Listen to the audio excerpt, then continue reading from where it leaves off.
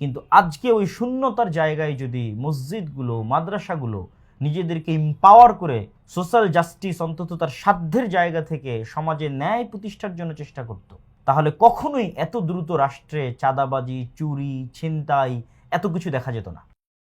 আসসালামু আলাইকুম ওয়া রাহমাতুল্লাহি ওয়া বারাকাতুহু। আলহামদুলিল্লাহি ওয়াহদাহু ওয়াসসালাতু ওয়াসসালামু আলা মান লা নাবিয়্যা বা'দা।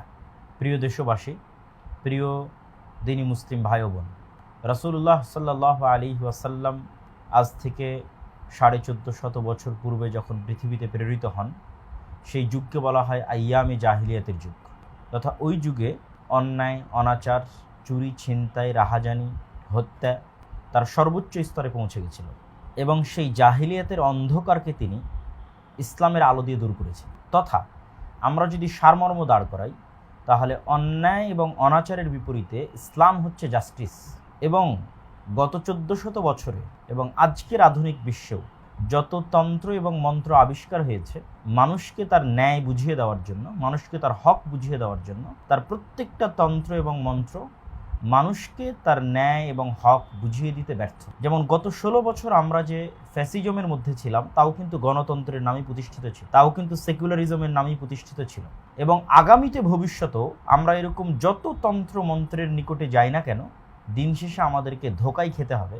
এবং ভবিষ্যতে আমরা এই বিষয়ে আরও বিস্তারিত আপনাদের সামনে তুলে ধরবো ইনশাআল্লাহ, যে এই সমস্ত তন্ত্র মন্ত্রগুলো কেন ইনজাস্টিস, আর একমাত্র ন্যায় এবং একমাত্র জাস্টিস, ঠিক যেভাবে রাসূলুল্লাহ সাল্লাল্লাহু আলাইহি ওয়াসাল্লাম আইয়ামে জাহিলিয়াতের অন্যায় এবং অনাচারকে দূর করেছিলেন ইসলাম দিয়ে, আজকের বিশ্বেও সমগ্র বিশ্বের সকল অন্যায় এবং অনাচারের একমাত্র সমাধান হচ্ছে ইসলাম, এবং ইসলামই একমাত্র জাস্টিস।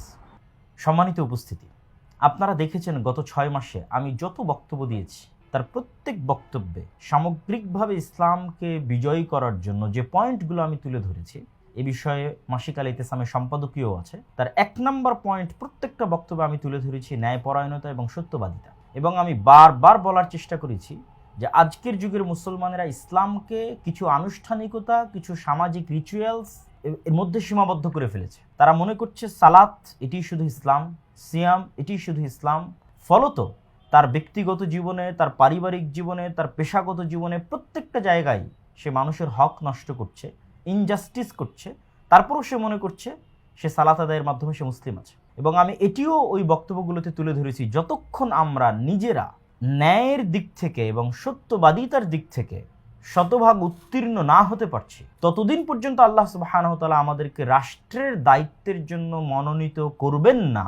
কেননা রাষ্ট্রে ইসলাম মানে জাস্টিস, রাষ্ট্রে ইসলাম মানে ন্যায়, শতভাগ ন্যায়, রাষ্ট্রের সকল অবস্থানরত মানুষের প্রতি ন্যায়। কিন্তু যখন আমি আমার সমাজের যৌতুক আটকাতে পারিনি, যখন আমি আমার নিজের ছেলেকে ডিমান্ডের ভিত্তিতে বিবাহ দিচ্ছি, আমার নিজের বোনকে তার পিতার সম্পত্তিতে ন্যায়ের ভিত্তিতে ভাগ দেইনি, আমি আমার নিজ নিজ দায়িত্বের জায়গায় প্রফেশনাল লাইফে as a police, OC, AC land, DC, principal, এমনকি আলেম ওলামা, মসজিদ, মাদ্রাসা, ইসলামী দল, সংগঠন, প্রত্যেকটা জায়গায় যখন আমি ইনজাস্টিস চর্চা করছি, তখন এটি কখনোই সম্ভব নয় যে আল্লাহ সুবহানাহু ওয়া তাআলা আমাকে রাষ্ট্রে ইসলাম প্রতিষ্ঠার জন্য মনোনীত করবেন। কেননা রাষ্ট্রে ইসলাম মানে ন্যায়, শতভাগ ন্যায় প্রতিষ্ঠা। তারই পরিপ্রেক্ষিতে আমি আমার প্রত্যেকটা বক্তব্যে তুলে ধরেছি যে আমাদের এখন করণীয় হচ্ছে সত্যবাদী এবং ন্যায়পরায়ণ হওয়ার জন্য এবং সমাজে সোশ্যাল জাস্টিস, ন্যায় প্রতিষ্ঠার জন্য চেষ্টা করা।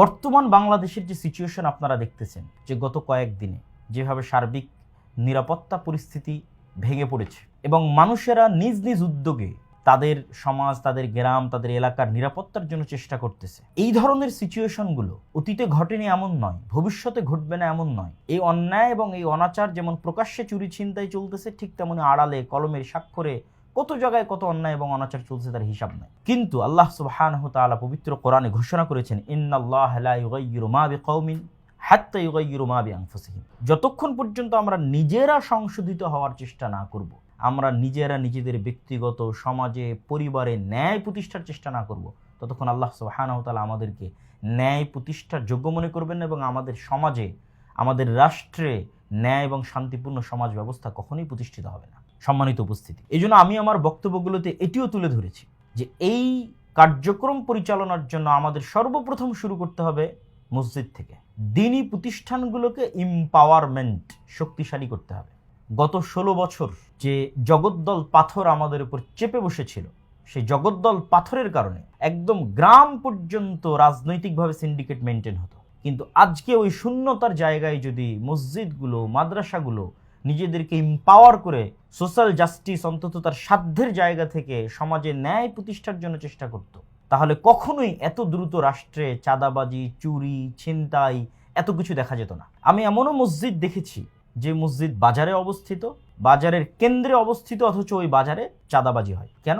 মসজিদ এম্পাওয়ারমেন্ট হয়ে সেখানে চাঁদাবাজি বন্ধের চেষ্টা করতেছে না, অথচ এখনই সেই সুযোগটা ছিল। ভবিষ্যতে আবারও যখন কখনো এরকম স্থায়ী রাজনৈতিক দল ক্ষমতায় আসবে, তখন কিন্তু আপনারা ওই একই অন্যায়ের বেড়াজালে আবদ্ধ হবেন। ওই অন্যায়ের বেড়াজালে আবদ্ধ হওয়ার পূর্বেই মসজিদ, মাদ্রাসা থেকে শুরু করে স্কুল, কলেজ, ইউনিভার্সিটির ক্যাম্পাস থেকে শুরু করে যারা যেখানে একত্রিত হয়ে একটা টিম হয়ে নিজেদের সক্ষমতার মধ্যে অন্যায়ের বিরুদ্ধে আওয়াজ উঠাতে পারবেন, অন্যায়কে প্রতিহত করতে পারবেন এবং এই মুভমেন্টটাকে সামনের দিকে এগিয়ে নিয়ে যাবেন, আপনাদের জন্য সমগ্র রাষ্ট্রে আল্লাহ সুবহানাহু ওয়া তাআলার পক্ষ থেকে ন্যায় প্রতিষ্ঠার দরজা তত উন্মুক্ত হবে। আল্লাহ সুবহানাহু ওয়া তাআলা পবিত্র কোরআন মাজিদে স্পষ্টভাবে বহু আয়াতে বলেছেন এবং আমি আমার বহু বক্তব্যে তুলে ধরেছি, তারপরও আজকে প্রাসঙ্গিকভাবে একটি আয়াত আপনাদের সামনে তুলে ধরি। আল্লাহ সুবহানাহু ওয়া তাআলা বলেন, ইয়া আইয়ুহাল্লাযীনা আমানু কুনু কাওয়ামিনা বিল কিসত শুহাদা লিল্লাহ, হে ইমানদারগণ তোমরা ন্যায় প্রতিষ্ঠাকারী হও,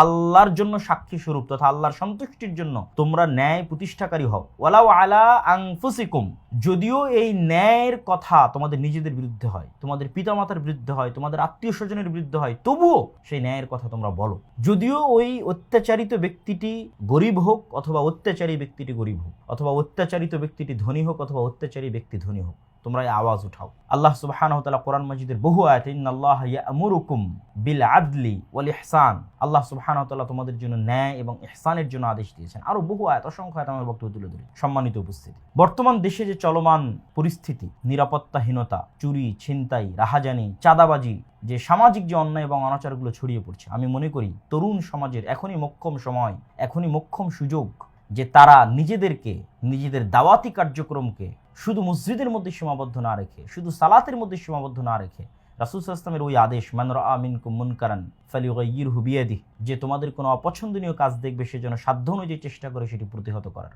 সম্ভব হলে হাত দিয়ে, সম্ভব হলে মুখ দিয়ে, আর যদি কোনো মতেই সম্ভব না হয় তো অন্তর দিয়ে ঘৃণা করবে। তো আমি মনে করি যে আমরা দেশের যে বর্তমান অবস্থা, এই অবস্থায় ন্যায় প্রতিষ্ঠার জন্য, জাস্টিস প্রতিষ্ঠার জন্য আমরা মসজিদগুলোকে, দ্বীনি শিক্ষা প্রতিষ্ঠানগুলোকে এম্পাওয়ারমেন্ট করতে পারি এবং আমাদের নিজ নিজ জায়গা যারা এই ধরনের কমিউনিটি আছে, ইউনিভার্সিটি হোক, ক্যাম্পাস হোক, এলাকা হোক, যেখানেই হোক, আমরা এই কাজটা করতে পারি। এবং আলহামদুলিল্লাহ আমি নিজেও এই কাজের প্রতি আগ্রহী এবং সম্পৃক্ত হতে এবং এই কাজ যারা সামনের দিকে এগিয়ে নিয়ে যাবে তাদেরকে সার্বিকভাবে সহযোগিতা করতে। কেননা এখানে শুধু বাস্তবিক প্র্যাকটিক্যাল কাজ নয়, অনেক থিওরির ভিত্তিতে অনেক কাজ আছে। যে ডেমোক্রেসি কেন ইনজাস্টিস, তার উপর আমাদের আলাদা পড়াশোনার প্রয়োজন আছে। সোশ্যালিজম, সমাজতন্ত্র কেন ইনজাস্টিস, তা নিয়ে আমাদের পড়াশোনা করতে হবে, গবেষণা করতে হবে, লেখালেখি করতে হবে। ঠিক তার বিপরীতে ইসলাম কেন জাস্টিস, এটাও আমাদের তুলে ধরতে হবে। সম্মানিত উপস্থিতি, যারা আপনারা এই ধরনের কাজের সাথে সম্পৃক্ত হচ্ছেন, অলরেডি আমরা ফেসবুকে দেখছি, অথবা যারা এই ধরনের কাজের সাথে সম্পৃক্ত হবেন বা আমরা হওয়ার জন্য আহ্বান জানাচ্ছি, তাদের প্রত্যেককেই আমরা একটা সামনের দিকে এটিকে আরও কিভাবে এগিয়ে নিয়ে যাওয়া যায়, মসজিদ ভিত্তিক সামনের দিকে, মাদ্রাসা ভিত্তিক, দ্বীনি শিক্ষা প্রতিষ্ঠান ভিত্তিক, ইউনিভার্সিটি, কলেজ, ক্যাম্পাস ভিত্তিক কিভাবে ন্যায়ের প্রতিষ্ঠার জন্য আমরা কাজ করতে পারি, এটি নিয়ে ইনশাল্লাহ আমরা কাজ করব। আপনারা যারা এটির সাথে আগ্রহী তারা অবশ্যই আমাদের যে গুগল ফর্মটি দেওয়া থাকছে, সেই গুগল ফর্মে আপনাদের মতামত প্রকাশের জায়গা থাকবে, পরামর্শ দেওয়ার জায়গা থাকবে। সেই মতামত এবং সেই পরামর্শগুলো আপনারা দিবেন এবং যারা আমাদের সাথে কাজ করতে আগ্রহী হবেন তারাও আপনাদের আগ্রহটি প্রকাশ করবেন। ইনশাল্লাহ আমরা একত্রিতভাবে একটা ঐক্যবদ্ধ প্ল্যাটফর্ম থেকে আমরা সমাজ থেকে অন্তত আমাদের সাধ্য অনুযায়ী যে অন্যায়গুলো আছে সেগুলো দূর করার চেষ্টা করব। আমরা চেষ্টা করলে, একটা মসজিদ যদি চেষ্টা করে, খুব কষ্টকর নয় যে ওই গ্রামে যৌতুকবিহীন বিবাহ হবে, জিরো ডিম্যান্ড, জিরো যৌতুক। আমরা চেষ্টা করলেই সম্ভব যে একটা গ্রামে অবশ্যই প্রত্যেকটা মা এবং বোন তার ইসলাম কর্তৃক প্রদত্ত যে হক আছে সেটি সে পাবে, আইনগত যে হক আছে সেটি পাবে। এটি পাওয়ানোর জন্য, দেওয়ানোর জন্য আমরা চেষ্টা করব। এক কথায় হুকুকুল ইবাদ, মানুষের সাথে সংশ্লিষ্ট যে অন্যায় এবং অনাচারগুলো আমাদের সমাজে হয় সেগুলো প্রতিহত করার জন্য, বাধা দেওয়ার জন্য আমরা দাওয়াতি কাজ করব এবং আমরাও সামনের দিকে এগিয়ে যাব ইনশাআল্লাহ। আল্লাহ সুবহানাহু ওয়া তাআলা আমাদের কবুল করুক। আল্লাহুম্মা আমিন।